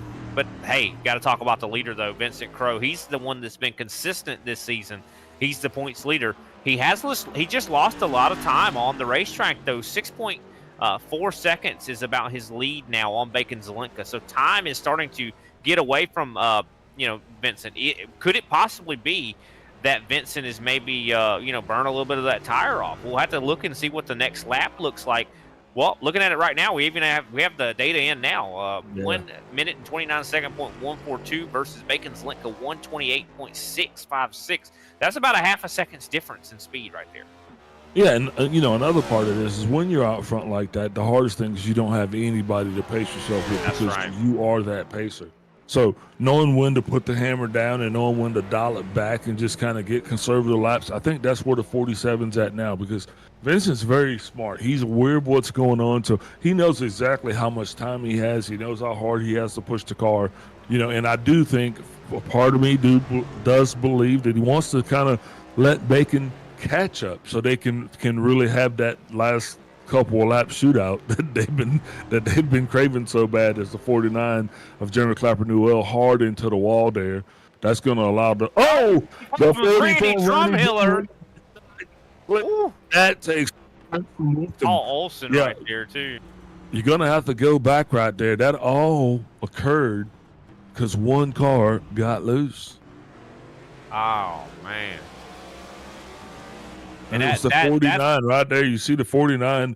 He lost it and he tried to collect it back up, which should have been, and I'm gonna say this, but what should have been a very trivial pass by the 44 became something like this, and I don't know why. Yeah, I don't know either. I mean, the 49, of course, yeah, he got loose, smacked the wall, got out of the way. He got out of the way. The 44 had plenty of room, and the 44 came down and hit the 49 there. I don't blame Jeremy really at all for that. I think that maybe Randy thought he was clear. Maybe that's what it was. I think he might have just thought it was, but I mean, this has cost Olsen quite a bit damage-wise. Now, remember what I said. I love Randy like a play cousin, but my excitement button was pressed to Randy. That's why I saw that whole thing happen. You know, It was there for a reason. He's been dramatic. Yeah, well, it's just the little things, you know, and little things add up. That wasn't a little thing right there. That was a big thing right there. That was a big thing. Big Al, you ought to know big things. You're Big Al. That was big. Like those big things right there. The big things happen. Big crash. He made big things happen. Actually, that was the biggest crash I think we've had of the night. So big things happen. Oh, what? We got problems with Kenny Powell. Mr. Powell. I have to go back and see exactly what took place. You know, Kenny's car looks like he's made, you know, a couple bad decisions. That car's had a hard life. A lot of these cars look like they have had their cars have had fights with Mike Tyson. I mean, that's what a lot of these cars look like. And Paul's car, I was looking at it, it just looked like he just needs to say no to whatever. Say no to everything if your car's looking like that. That's just a bad day. But that's just the attrition. That's what happens. You come out here. This is a heavyweight fight. We knew that. Car just wouldn't turn right there. And I'm seeing the Randy Drumhillers coming to pit road here. Right now, at the moment, we have 5 drivers on the lead lap. And I think it's going to be soon to be only 4 because, I mean, Jeremy Clapper Newell, he's got quite a bit of damage as well. As Vincent Crowe, though, out to now 11-second lead. And the tire fall off is continuing to become a factor here. Last lap. Petrified poor Bacon on that last lap. He was a 133.459. Definitely going to have to go back and see what all he incurred because, man, that's a lot of drama on one lap right there. They're struggling. I think that it's just gotten to where the tires are so worn out. Look at that. I mean, woo, wow. Oh, my. Who was that? That is not good. That was the 45 of Bacon Zelenka. Bacon. Yeah, theirs was. There was some bacon sizzling right there just now. Nobody? That wasn't funny? Okay. Yeah, that all was, right. Yeah, sizzling. I totally get it. I mean, the tires are sizzling. Looks like we're going to be stuck eating crow. I mean, his tires have got to be just cooked right now after that. And you know what? He's got to go see his parole officer. Like, that's what situation he's in right now. He doesn't have an option. He doesn't have a choice. He's coming behind the wall.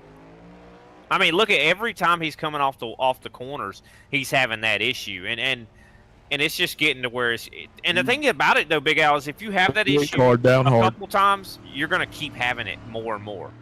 Let's look at the 48 car, down hard. Jose Medina, sideways in the middle of the track here. Now, how bad is he, though? Damage doesn't look bad, but I think he just lost it. We're going to see exactly what happened. Yeah, it looks like he was parked there for quite a little bit of time. Not sure exactly what happened, but we're getting ready to find out. Into the turn, makes contact. Really not that bad of a... right there. I think what he was trying to do was get out of the way of Kenny Powell. I think he knew he was coming, and he was trying to do the right thing. He didn't want to wreck Kenny Powell. Next time, just leave it parked. I mean, Kenny's got a spotter. you just can't beat your car up like that. That's a big owie. Man. That changes your season. Those little moves like that. Like right now, that's going to cost Jose, who was in 4th place, right? Mind you, he was in 4th place. If he has to come down pit road, if he has to come down pit road, though, he's going to be struggling. But look, Jeremy Clapper Newell's behind him. Jeremy's had his fair share of problems tonight. With 10 laps to go, Jeremy is still on the racetrack. Actually, he's got the leaders coming up on him, so that's going to get pretty interesting. Yeah, you see it right there. I mean, Vincent Crowe on the same straightaway with Jeremy Clapper Newell right now. Vincent's having a stellar night tonight. I mean, he's just been very consistent, still running 129s. So, and he's your pick. I know. No, but I'm not just saying that, but I told you about that dude that's been working. I told you about the dude that's been putting in extra time. I said he has really become one of the better drivers in the league. Well, he's up, and he's in 3rd place. And I even remember that's Mark Sanchez. Yeah, that's right, Mark Sanchez. You're right. He's in 3rd. The dirty Sanchez. I mean, but Vincent's that same way too, though. I mean, I think that Vincent, even at the beginning of the season, was up in front and almost winning races. Was running up in the front whenever. Some other drivers were still, active in the series, and he was showing, cementing himself as a threat. And I think that he's taken that momentum and really ran with it, and is now, I think, the man to beat really when it comes to the ISCA. And Mark is also rose to the occasion. You love to see that, these guys kind of rising to the occasion and becoming winners. Sean is he's a contender every week in and week out. That guy's there. I'm just calling the drivers that we got, and unfortunately, my buddy Greg was a front runner in the ISCA. I mean, he was a podium guy. Expected to see him on the podium, Yeah, I would have loved to have been here and saw Greg Wyszynski out here racing again. I mean, Greg's always been fast. At least 3 times, Greg has been Joe's pick to win. That's saying something. I'm just telling you. I can't tell you anything that's not true. Yeah, folks have it. The tape is there. They can go back and watch it. They can call me on it, and I'm just like, that's how much that Greg has improved.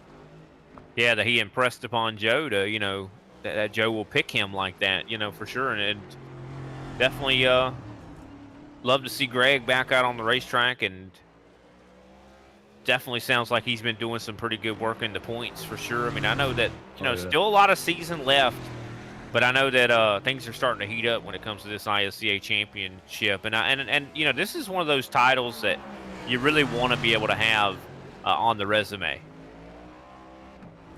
Well, it's up for grabs. Nobody's actually gone up there and totally carved their name on it and took it and said it's mine. And that's a true story, because we get a different story like every week. Another driver comes out, showcases his talent, lets us see what he's capable of, and makes everybody say, hey, that's my driver now. That's what's going on. We need some more drivers here, because I like the turmoil.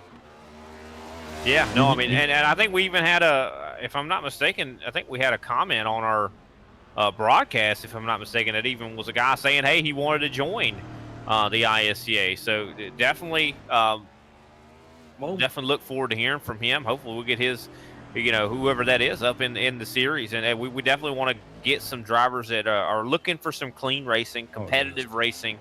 And that's definitely, if that's what you want, this is the place for you, I do believe. And hopefully, love to have that works out. Yeah, but back down on the racetrack. Yes, it's the same old story. Vincent Crowe taking care of business. We're watching the 48 of Jose Medina get by the battered 24 Kenny Powell. I was actually going to say here, just making sure that everything's still straight up top. Leader's still doing what he does. But Kenny Powell, his story this year has been that of nothing but bad luck. Week in, week out, that 24 car, if it doesn't finish, it's going to guaranteed to be beat up. He has just not had a good race so far. Yeah, Vincent Crowe able to get by Kenny Powell. And this is one of those, and this kind of takes me back to David Gervais whenever, what happened between Vincent Crowe and David. It's so hard to get out of the way of somebody at this track when you're a lap car. And it's terrifying, because you're sitting there, you don't know where to go to get out of the guy's way. I mean, wherever you go, it feels like you're in their way. And I think Kenny just felt that. Kenny just felt exactly that. I mean, it was like, you want to get out of the way, but it's like, if you try to get out of the way, sometimes you're actually endangering the leader more. But look, the excellence is the basics mastered. Drive your line. That's the only thing that the leader can control, is that he knows that you're going to be on the racing line that you're running. And then, because he's so much faster than you. Bacon again with some big issues. Whew. I don't know if he's going to make it to the end here. That's where you have, I do believe, coming up to 6 laps to go. So instead of having mane and tail on that car, I'm going to give him a new sponsor tonight, and it's going to be Unbridled Pony. I'm telling you what. With a side of bacon. He's definitely wearing the horseshoes off that thing, that's for sure. Oh, my God. Save that horse. Yeah, that's for sure. We're beating some dead horses here tonight. I mean, pun intended. But I mean, and what's crazy is, Bacon's still in second, so it hasn't been costing him track position. Oh, problems for Vincent Crowe. Crowe into the inside wall on the exit at turn number 12. Big hit on the right front. Boy. I don't know what happened there, but it just all of a sudden broke loose on him right there on the exit at turn 12. It did.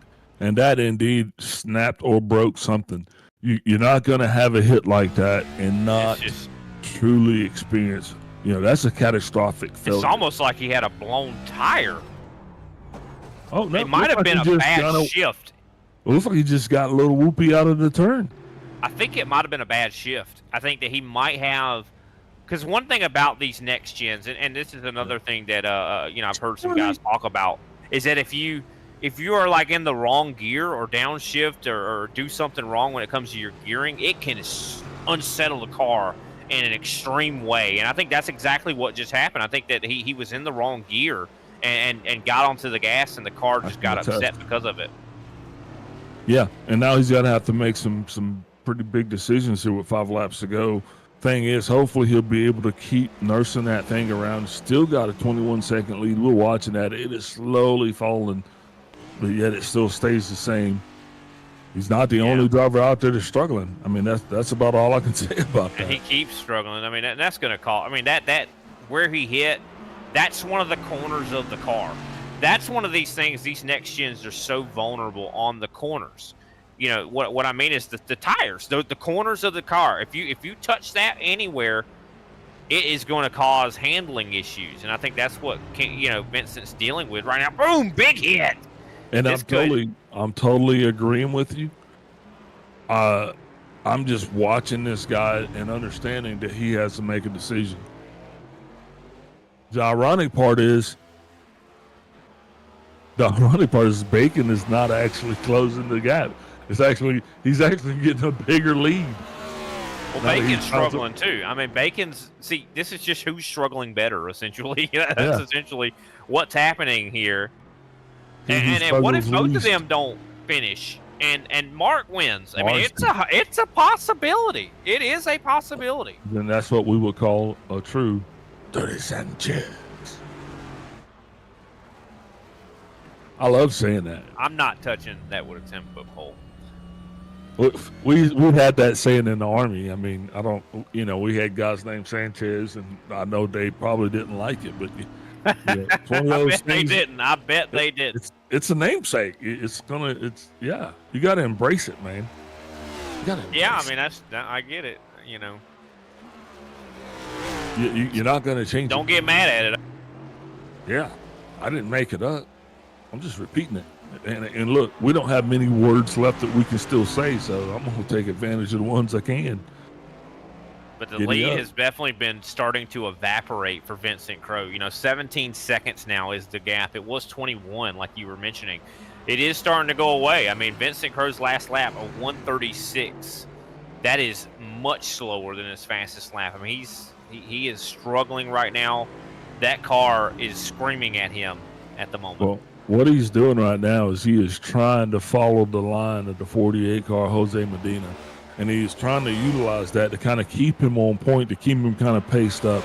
And I think Jose is doing an awesome job of just that, because it's actually allowing Vincent to see just how much his fall-off is. And it's also allowing Jose Medina to possibly finish on the lead lap. I mean, he's probably going to want that, as it looks like Kenny Powell had an issue here.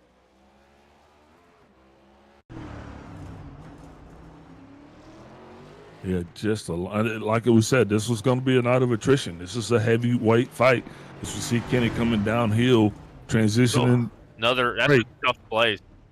That's a tough place. I mean, if you miss the braking zone into turn 12, it is so dangerous right there. I'm going to say in that type of situation, Kenny needs to be in the witness protection program. Because that's an abusive relationship, or his car should be. We got to hide Kenny's car from him. The car shouldn't have to go through that. Do better, Kenny. The ISCA is going to end up taking his license from him. I'm just saying. You said it.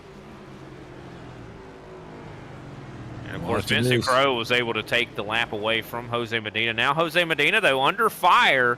This is for position. Jeremy Clapper Newell trying to take away fourth right now. Of course, Jeremy won last week at Atlanta, trying to see if he can seize the opportunity to get another top 5 points day here. And I'm just watching this one. We're going to have to see how this one unfolds, but this has got the making to be something horrible. This could be atrocious, or it could be beautiful. We're just going to have to see how it plays out. Yeah, we'll have to wait and see. You see Jose Medina, he's like trying to there it is. The leader. Jose Medina. You have a very injured 47 car that's on the lead lap. You've got 2 cars behind him that are trying to get that lap back, and they're battling for position. This is going to get uglier. And it's like, I don't know. I'd have to look back at that, but I mean, I said Jose wrecked the leader, but I'm not exactly sure that was exactly his fault. But you can't really blame Jose in a lot of ways, because Jose has got Jeremy right on his rear end. And he's I got to beat this guy for 5th. And I don't care if the leader's in front of me or not. I got to get this. Vincent realized that. He realized that what was going on. He saw that he saw that Jeremy had actually caught up, so he was essentially trying to get out of the way to let the 48 go ahead and defend this position. 2 to go. And it looks like Kenny Powell with a meatball flag. Oh, yeah. Kenny Powell. Look at that. So Jeremy Clapper on the inside. He's going to be on the outside entering, I do believe, turn 2 here. This is not done. We're going to keep the cameras pointed right here because this is going to be a battle. And I guarantee you it's going to end with one car being pointed the wrong direction. I hope not, but here we are going to. They're going to hit each other. And I think Clapper is going to make the pass. Man, I owe somebody a pizza. There he goes, able to make the pass stick. And I do believe Kenny Powell there with that meatball flag trying to stay out of the way. You know, what happened right there? The 48 car hard into the wall. Still pointing the right direction, but that definitely knocked his teeth out. What's crazy is Bacon has been making a lot more progress when it comes to whittling down this lead. He's got 6 seconds to go to get to Vincent Crow, and he's going about 5 seconds a lap. The 45 and the 48, both worse for wear. These guys beating these cars off of the concrete wall, still trying to race each other. Yeah, he was doing better until that happened, right? I mean, so, you know, that definitely bought, I think, Vincent a lot of time. Now the white flag is out. Can Vincent Crow manage to hold on with that broken race car? Just one more time. Anchors away, my friend. And what a race we've had here at Chicago Street Course. It's been a lot of fun watching this race here, Big Al. I got to say. Hasn't it? Glad that Joe reached out to me and asked me to call the race, and definitely glad I said yes. I mean, definitely glad you said yes also. And this has been a race. To not have a full field, we've had a full plate of things to talk about, a plethora, if you will. Right now, we ran out of stuff, that's for sure. Yeah, right now, Vincent Crow just trying to get back around. Looks like Jeremy Clapper Newell is going to go ahead and pass him on the inside to get his lap back. Yeah, I think Vincent, that just looks better for the team. The straight arrow, seeing 3 of the drivers on the lead lap. I think that's just a good stat. Vincent has a little bit of breathing room to Bacon to kind of make that happen. I think that there was a little bit of grace paid right there. Yeah, I'm with you, but I don't think that's their motto. I don't think that's the mantra that team goes by as the checker flag falls. Vincent Crow, your winner here tonight. Bacon Zelenka unofficially P2. Mark Sanchez making his way onto the podium. He is going to be a 3. Yeah. Man, that is a good run for us here, man. And we're gonna be sitting here waiting patiently to see if the 47 car is gonna find a spot that maybe he can actually burn them down for us. But Brian, that was a contest. Yeah, no, it was. I mean, I'll be honest. Vincent did a great job, but there were times I thought that he might not win it, and I thought that Bacon was going to run away with it. But these guys kept us guessing, and I think that's what is the hallmark of a good race, when you don't know exactly what's going to happen. You can't predict what's going to happen, and I think this race was very unpredictable. We weren't sure exactly who was going to win, but I tell you what, me and Kobe ends up eating crow because you're the one that picked the winner. Yeah, I was just sitting here listening to you talk about, well, you can't predict who's going to win. And I'm like, well, I kind of did. Well, you did. That's true. Yeah, you got to love it. Watching the 47 right now, good to see if he could actually find himself a spot. Make his way all the way back around to that start-finish line. A lot of drivers are going to be trying to do just the same, as this has definitely been a true battle of attrition. A lot of cars just beat up tonight. I don't think there's a driver out here that actually got out of this thing unscathed. They're going to either end up with mental scars or physical scars, right? Or both.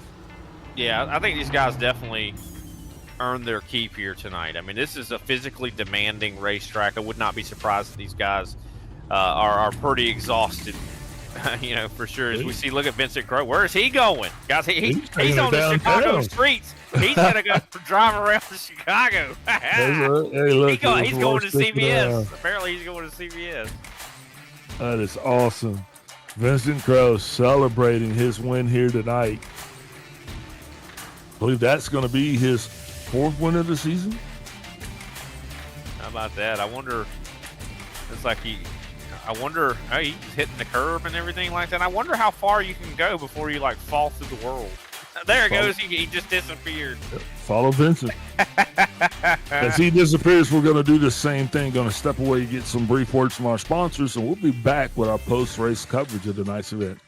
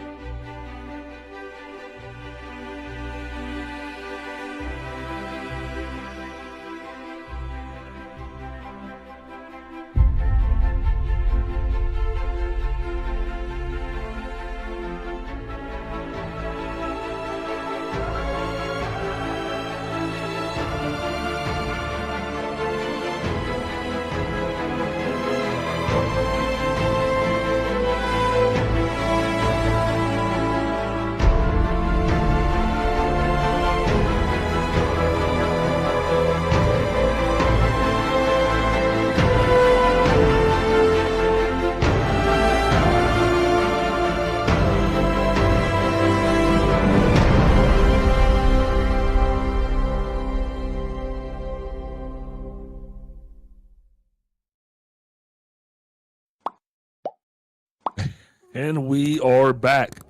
Join in the booth tonight. This is going to be kind of special here, man, because, I mean, I really miss my buddy Brian. So we're going to do something different. I'm going to let Brian interview the third and the first place winner here, and I'm going to take number 2. So standing by Mark Sanchez is Brian. Mark Sanchez, it's Brian in the booth, man. Definitely awesome to see you up here on the podium. I was kind of, we were talking about it during the race. You know, you up in here in third place. I'll tell you what, I didn't have it on my in my notes that you would be on the podium here, Mark. You know, have you really been working on these road courses? You know, I thought the same thing. I wouldn't make it up here, but I did. Yeah, I know. I did practice quite a bit for this race. More than I have any other road course, and mainly just keeping it off the walls, you know. That's all I practiced, and just kept it clean, you know, and people in front of me had some issues, so yeah, good to get a podium on a road course. Yeah, definitely. And from what Big Al's been telling me, you know, you've been kind of really one of the front runners here, you know, as of late, and really just knocking it out and getting some good finishes lately. You know, how's your confidence level been here in the ISCA here as of late? Yeah, making strides. So just you know, well, our G&G teammates work real well together, so we practice during the week, and that pays off for the races. Definitely. Well, you know, now that you've kind of gotten this race out of the way, you know, Chicago Street Course, I do believe we're going to another road course next week. I do believe Sonoma on the docket. And so have you had any time to really, you know, see how that's going to go, or do any practice for preparation or anything like that? Not yet, but I'll start that tomorrow, and try and duplicate what I did today. That's right. I mean, at least you, you know, already kind of are in the road course mindset, right? So hopefully you do well. Mark, anybody you want to shout out for your third place finish? Yeah, Kobe, Big Al, and of course you, Brian, for making an appearance this week. It's good to hear you, and of course my all my G&G teammates. All right, thanks for your time, Mark. Thank you, guys. That was Mark Sanchez. Back to you, Big Al.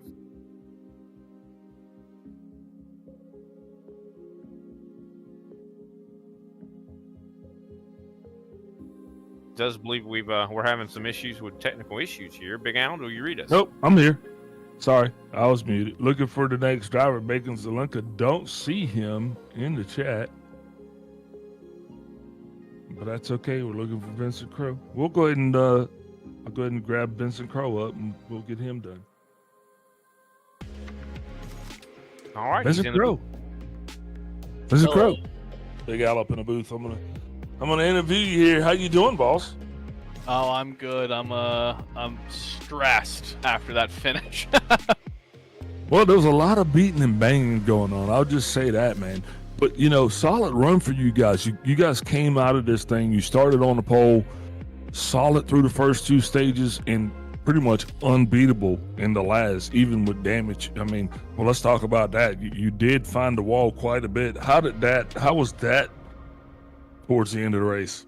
Yeah, I think with like 10 to go, I just lapped Jose, and I was talking about how, I was literally telling Jeremy, I was like, Jeremy, you just got to not make a big mistake because I'm starting to see everyone's tires are falling off and they're making mistakes. And as I was saying that, the car just got out from underneath of me and just darted to the inside wall. I locked the brakes up. I felt like I only hit the wall like 10, 15 miles per hour. Like I didn't hit it that hard at all. I didn't get any incident points for hitting the wall at that time. The 2x I had later in the race was the 4x was from hitting Gervais early in the race in stage 1, and the 2x was from hitting the wall when Jose got into my rear after that. So I hit the wall for only a 0x, and it broke the right front tire, like basically off the car. It was like a loose tooth. My wheel would be pointed about, I don't know, at 2, 3 o'clock on the wall. Like that's where the wheel was pointed in a straight line, and then I would go through a corner, and then they would reset, and the new center would be at 11 o'clock, and it was like that for the rest of the entire race from that point on. So, it was, I had to try to find a new turning radius. It felt like every other turn, the turning radius would be different because you'd be starting at 3 o'clock as your center of mass and having to turn the wheel all the way around, and then the next corner you'd be starting center of mass at like 11 o'clock, and you're only having to turn it a little bit, to make it through the corner. So. Luckily for me, I think Bacon also had damage, and that was the difference maker, is that I had damage after he had damage. So he was already on the struggle bus when I entered the struggle bus. So it canceled each other out. So, literally this, Batman, the new tire model, how did it play into all of that? I mean, with the tire fall off being what it was, I don't think you've ever had tires influence a road course before, have you? Not in the next gen era at all. I can't remember the last time tire fall off mattered. I mean, it's been like since 2017, 2018, I think, when NASCAR went to the higher downforce package, because I remember Sonoma, we went through the carousel at Sonoma, there was almost no fall off. So it's been almost 7 years since tire fall off mattered. I don't think it mattered too much tonight. I think it mattered more about how you treated your car generally, because next week at Sonoma, some of these mistakes are just 1x's off track, and it costs you maybe a second a time. Tonight, it's a 0x because you hit the wall, but your tire's broken off, and you're about 2 seconds slower per lap than you were before the damage. Yeah, so mentioning Sonoma, we'll roll right into that as you're going to roll into it. Having a solid road course history, we're going to say that, right, about you. I think that you've earned that. You were my pick to win this thing tonight. What can we expect to see next week? Are you guys going to come out? You could be as strong as you have been? You're going to try to do this thing back to back? I mean, what target are you putting? What's your goal? My goal for Sonoma is the same as it was tonight, which is just run up front, lead laps, and maybe win the race. I was really hoping that Bacon and I would both have clean races and we could race each other, because when we both had clean cars, it was pretty competitive. But I think next week, guys like Sean, a lot of these guys, but I look at a guy like Sean who, he's been racing NIS for over 10 years, right? So he knows Sonoma. That's a good track for him. But that goes for all of these other guys who've been racing on iRacing for years. You go to a place like Sonoma. Like, Sonoma is a track that most people have owned for more than 5, 6, 7 years, so they know that track. So it's going to be a lot more competitive next week. So it's easy to win at a track where you feel like maybe you're more comfortable than others, and then next week everyone's going to have that comfort level kind of come back to them. So it'll be more competitive for sure, I think. Well, that's definitely going to just make you prepare even harder. Man, solid run tonight. Enjoyed watching you down there perform. I think it looks like you were having fun until you started beating up the pony. But who are you shouting out tonight for your overall success and sure dominance here tonight? I'm just wishing everyone a happy 4th of July. My big 4th of July rule is you enter and exit July 4th the same count. 10, 10, 2, and 1. For all the men out there, 10, 10, 2, and 1. That's how you got to get in and out of the 4th of July weekend. No DUIs on your record. Everyone should go get themselves a DD or stay where you're going to have your celebration at. Just stay overnight. Just wake up in the morning to red eye it. We've all done it. That's a better way of doing it. Don't drink and drive. Don't blow your hands and things off.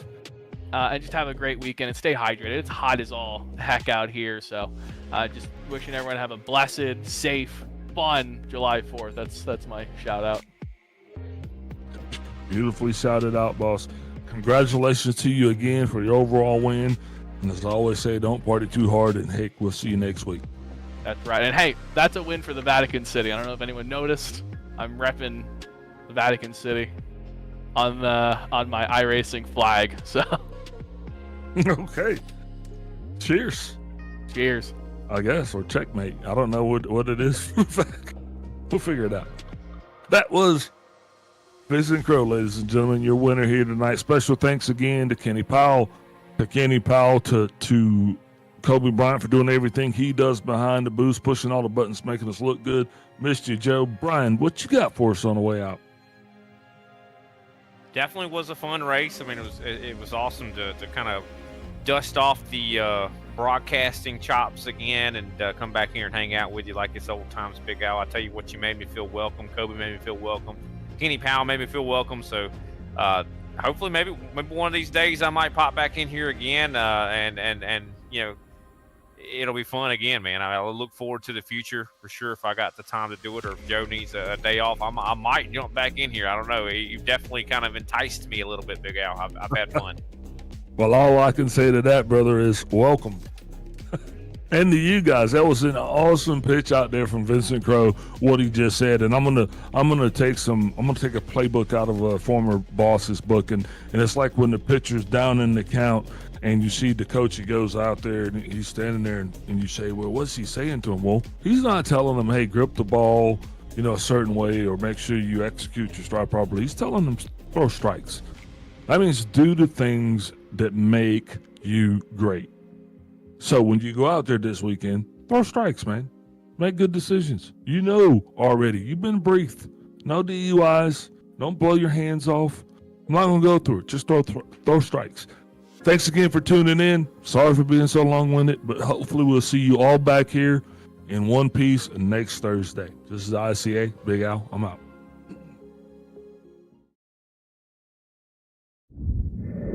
I found the ISCA after I'd been in the service for a long time. I'd been in iRacing for well over a decade and spent most of my time in NASCAR series, a lot of fixed racing for the most part, and really just got to a point in my iRacing career where I really wanted to get involved in open setup racing versus fixed, partially because I was just looking for a little higher level of competition, maybe a little cleaner driving, and maybe get away from some of the challenges that go along with fixed racing on the service. And it took me a while as I was really searching out leagues, because I kind of had a very specific thing I was looking for. A, I wanted to be an established league. B, I just really wanted clean, quality drivers to be racing around. And once I found the ISCA, I found out really quick that it was going to check all those boxes, and I've been with the ISCA ever since.